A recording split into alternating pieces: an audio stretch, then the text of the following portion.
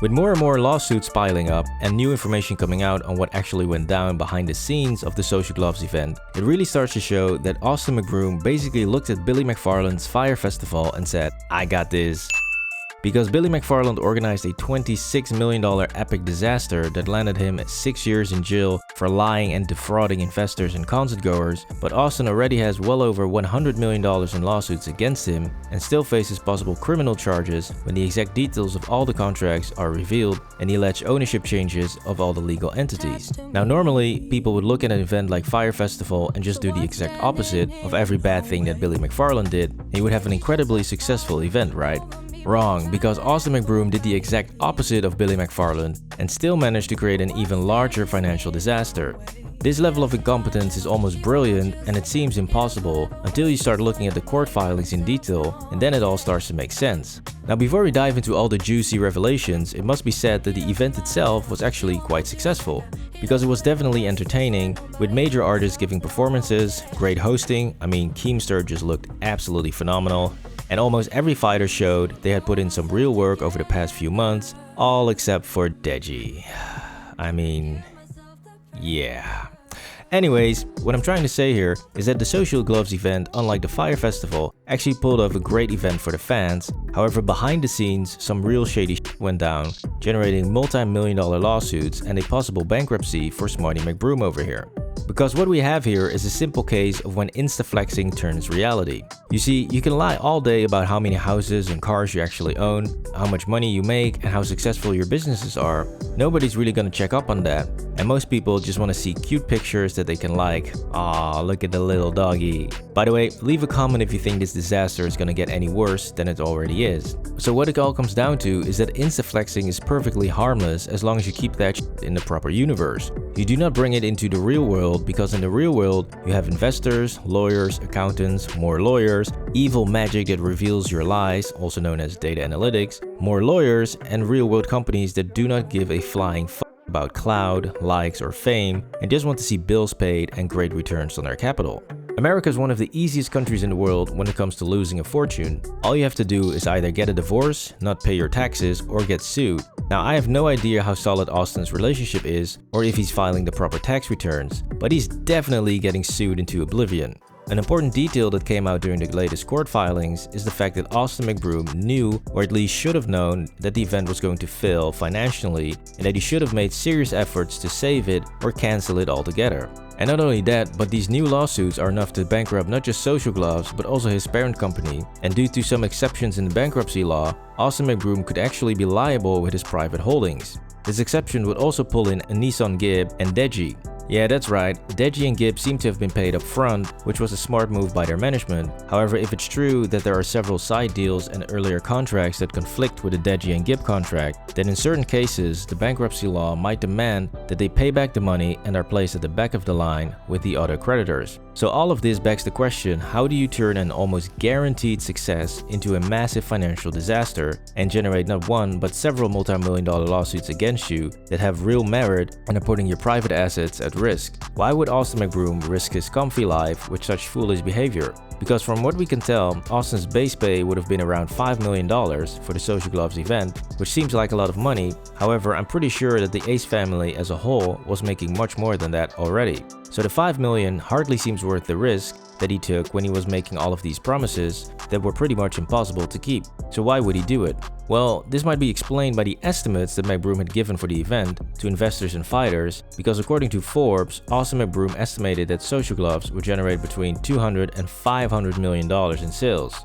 And because Austin McBroom owned Social Gloves through his other company, he would pocket a large chunk of that. So now it all starts to make sense, not the $500 million though, that's still insane, but it does explain why Austin would go to such lengths and engage in the things alleged in the court filings to ensure the event would take place. Before we continue, please like and subscribe to the channel for more videos.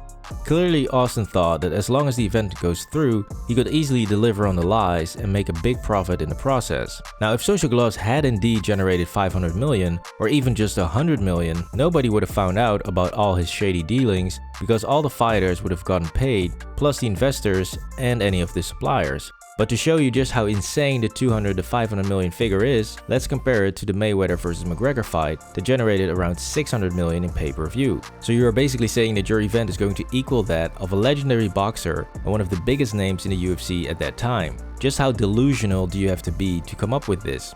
The 2021 Super Bowl ad sales were around $545 million, and this is pretty much the biggest single-day sports event of the year. So obviously this was an insane estimate, and at this point I think that the investors and some of the organizers should take some accountability, because when Austin McBroom pitched you a $200 to $500 million sales target, you should have laughed at him and ran away as fast as possible. When Billy McFarland pitched FYRE Festival to Comcast Ventures, they were about to invest $20 million, but they pulled out just weeks before because they did their own due diligence and saw the event's financials did not add up. That's how you do proper investment. So I don't understand why serious investors or event organizers would put up millions of dollars up front and bankroll the cost of hosting the event when such ludicrous numbers are presented. Because this was the first event with no track record or established fan base, and yes, I get the argument that every single fighter in the event has a huge fan base, but those fans are fans for different reasons, not because they are boxing fans. So was Austin using math or meth when he came up with these sales figures? Because according to Billboard, McBroom actually expected to sell between 5 and 10 million packages for the Social Gloves event, and remember, these packages were ranging between $50 and $90, which again is a massive ask for a new event,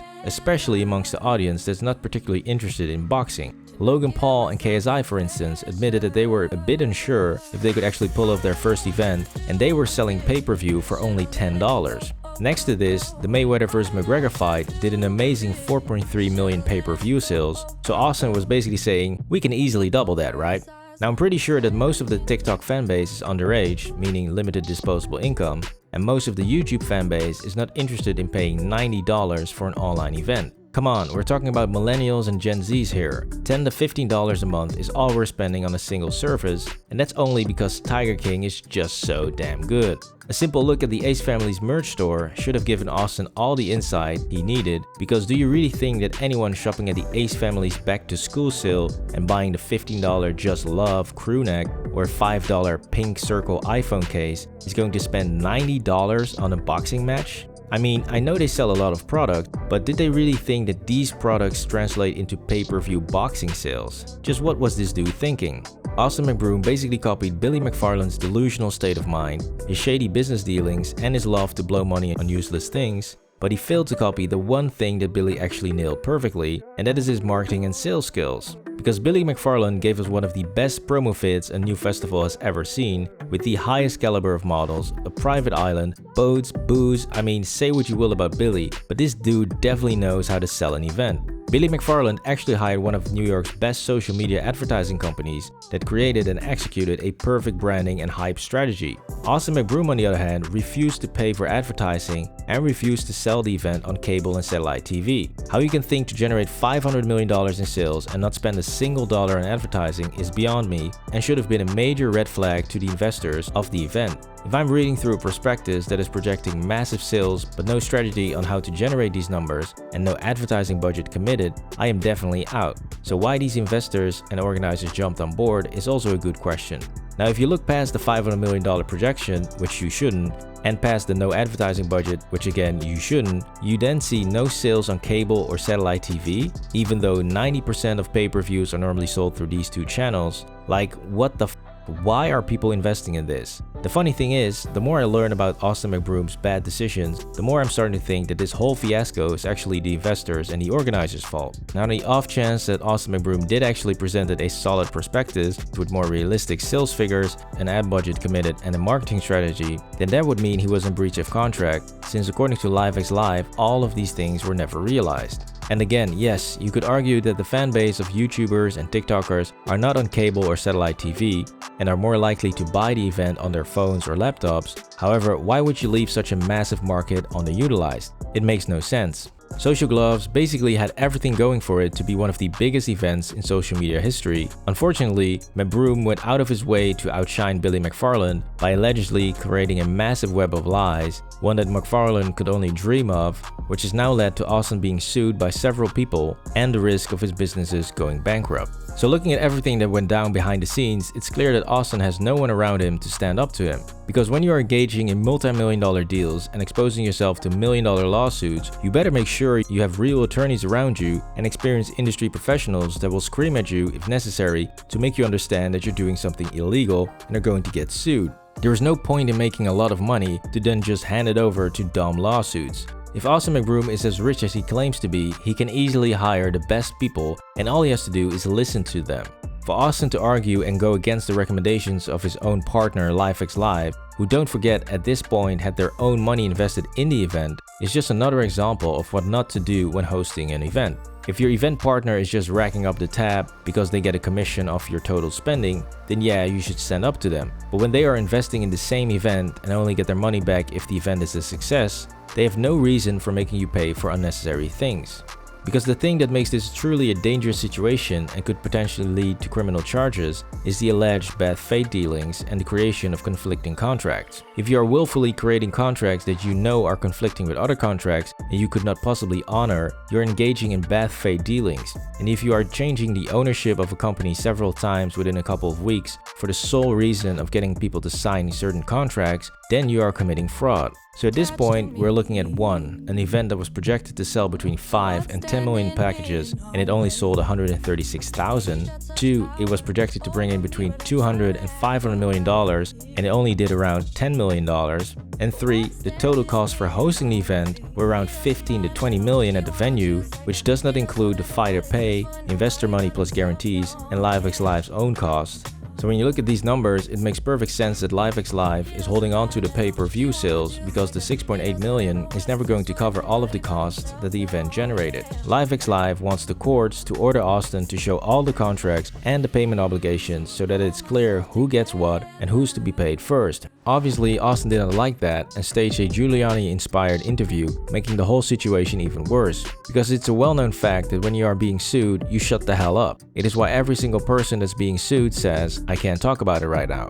But not Austin. Oh no, McBroom likes the limelight a little too much for that. In his little temper tantrum, he hurled more accusations at livexlive, which is just music to the ears of any attorney preparing a slander lawsuit. You're basically handing them a free win. So the best thing McBroom can do here is just stop talking about the event, let the lawyers handle it, and hope to settle with the investors in livexlive. More than likely, Social Gloves will have to file for bankruptcy, and if he's lucky, he can keep his main company out of the firing line. It's basically up to livexlive how hard they want to play this, because their reputation has definitely been hurt by this whole saga, and I could imagine they want to be compensated for that. This was the financial disaster of Social Gloves. Please like and subscribe to the channel for more videos.